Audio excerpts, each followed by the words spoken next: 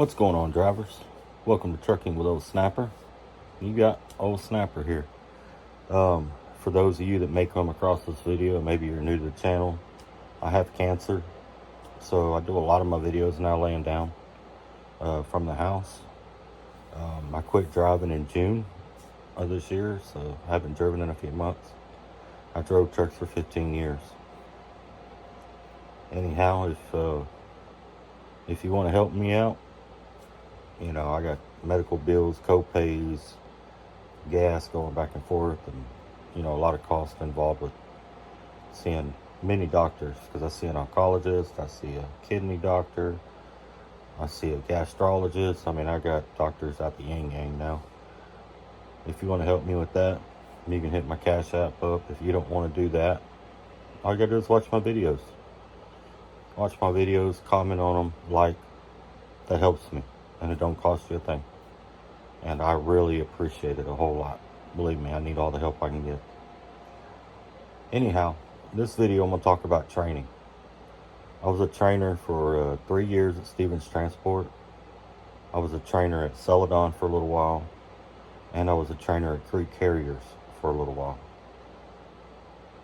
I had a lot of really good students. Some of them I'm still friends with today. So as I tell these stories, don't think that every student I had was just out of this world horrible. You gotta remember, I trained a bunch of students. I don't know exactly how many, I quit counting them. But I trained a lot. And many of them are still driving.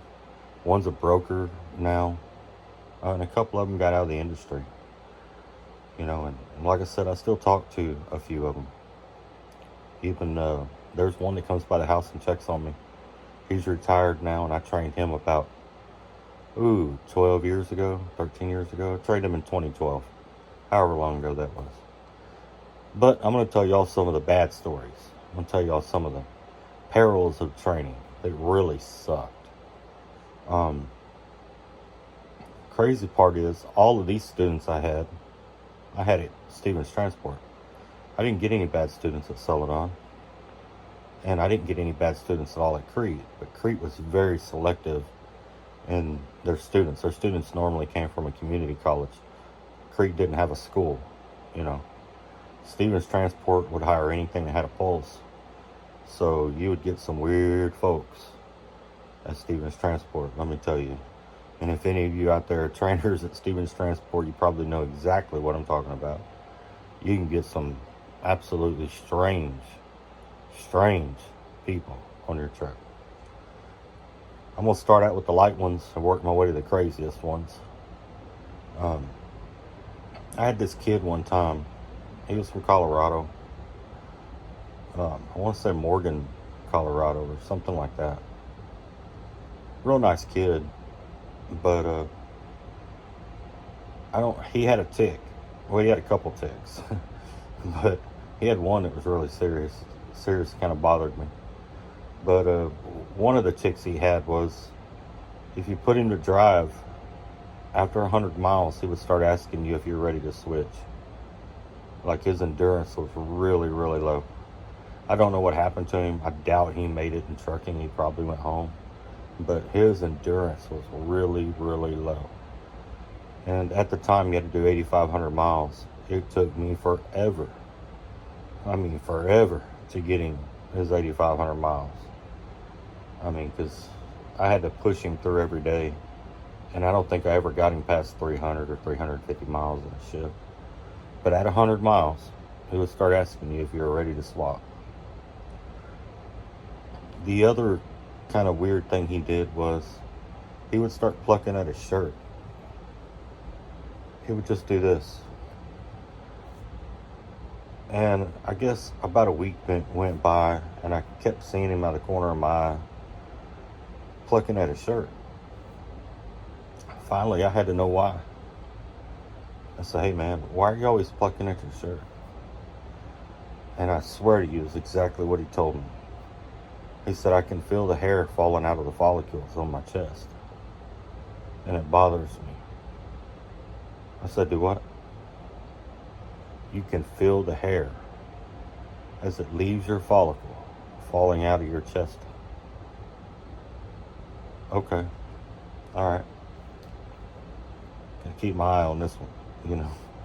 But he had a lot of little strange quirks. After getting to know him, he had been a long time meth addict. So I think the meth had affected him, and he just had some weird quirks. But he was sober at that time. Another weird student that I had. Oh, Christopher Dupree. Last I heard, he was living in an abandoned house in Houston and hooked on drugs again. I hope he got sober. I hope he got straight. But Christopher Dupree, great guy. The only thing, he was in his 40s and he liked to dress like he was 20, like a 20-year-old skater. And he acted like a 20-year-old skater. But he was like 42, 43 years old. Dude didn't need to be anywhere near a truck. He had already gone out with one trainer and did 6 weeks with him. He had a couple accidents. They brought him back to Stevens Transport. They did a little road observation with him, and he ran across the grass in a median and did some other things.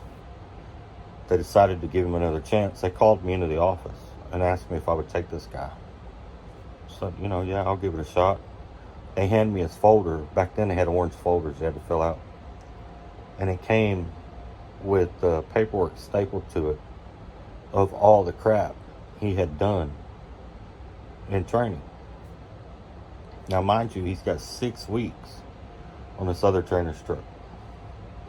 Gets on my truck. Normally, I drove the first day, and then I would have them drive the next day and work them into a schedule where we swapped out. He could drive 8-9 hours, no problem. No problem. This is before the 8-hour, 30-minute break thing. He could drive no problem.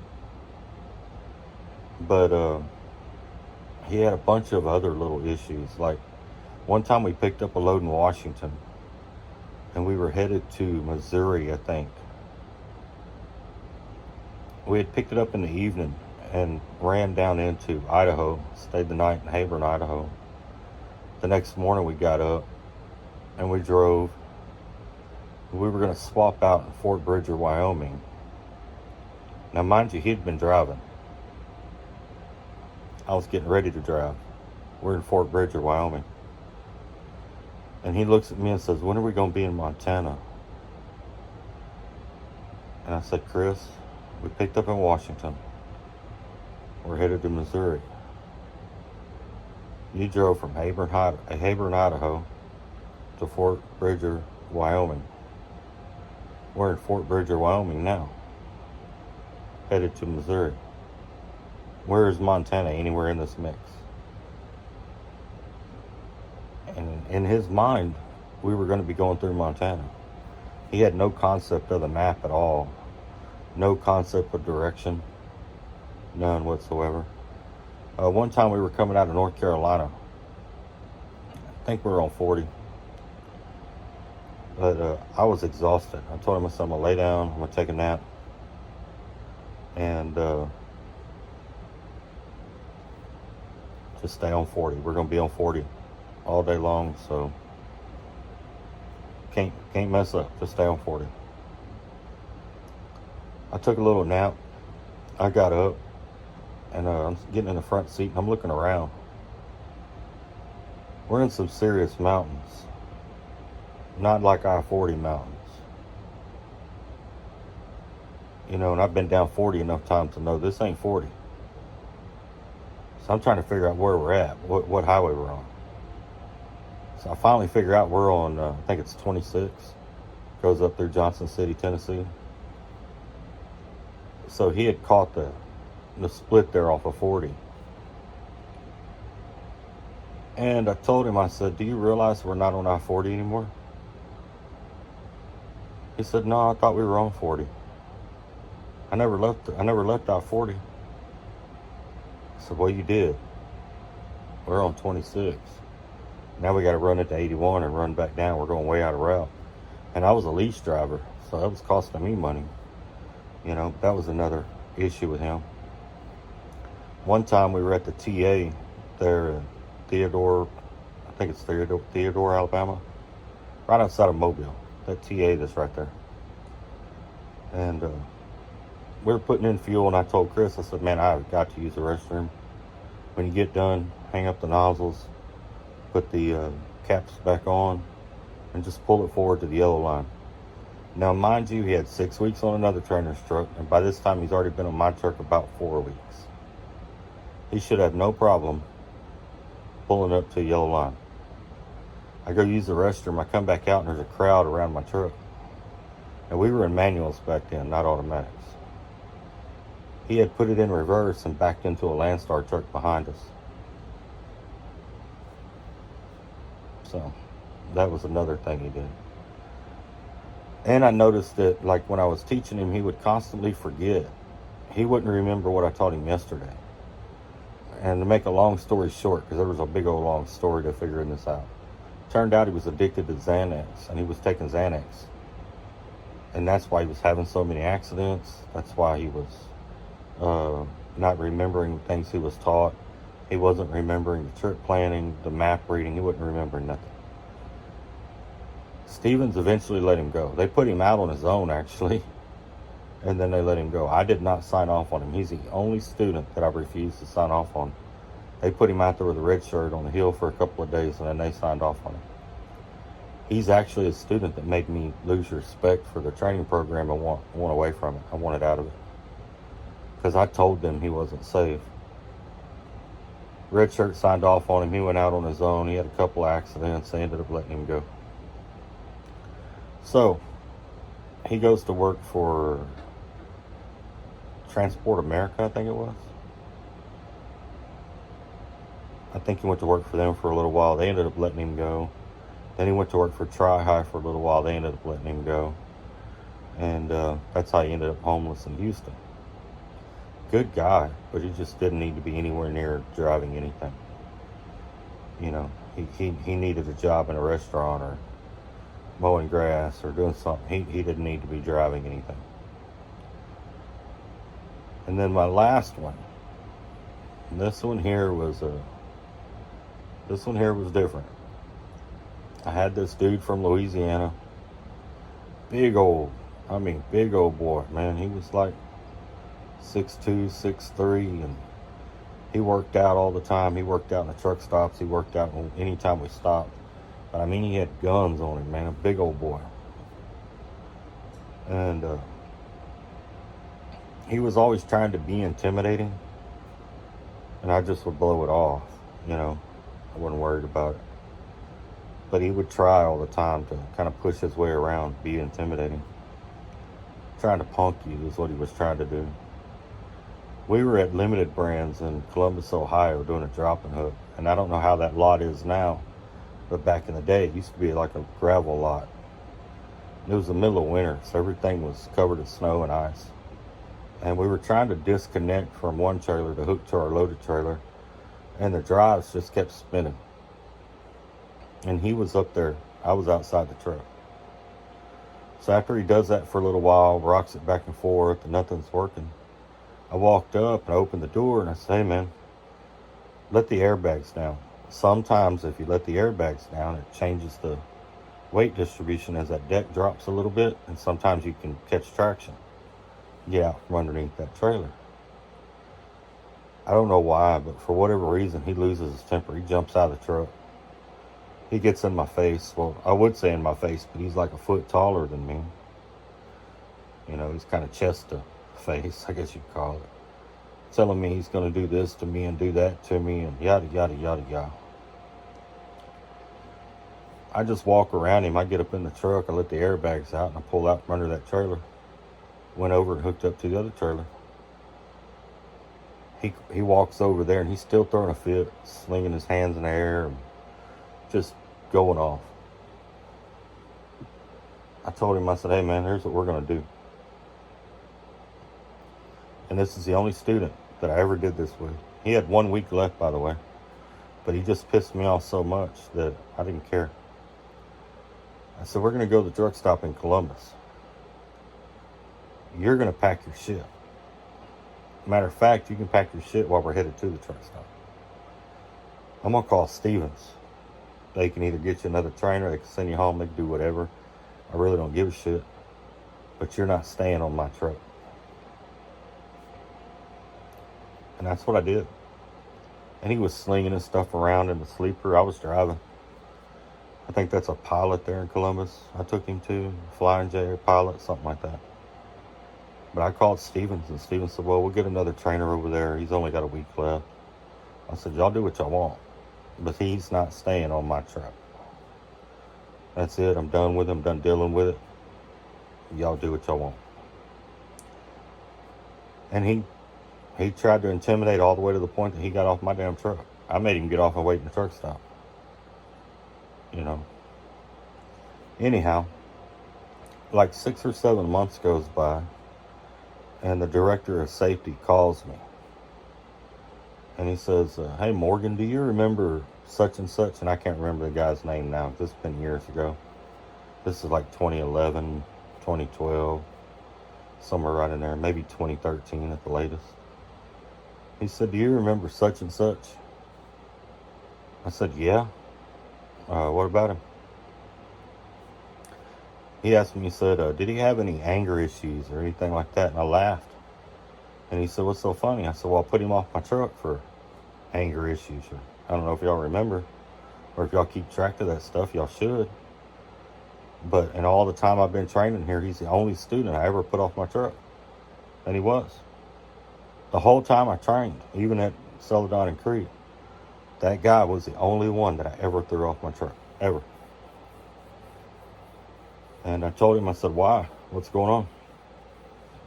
Well, apparently he had gotten an argument with dispatch at the dispatch window, and threatened him, and then tried to reach through him, grab a hold of him, was going to try to pull him out, threatened to kill him, and all kinds of crap. They had to call the law.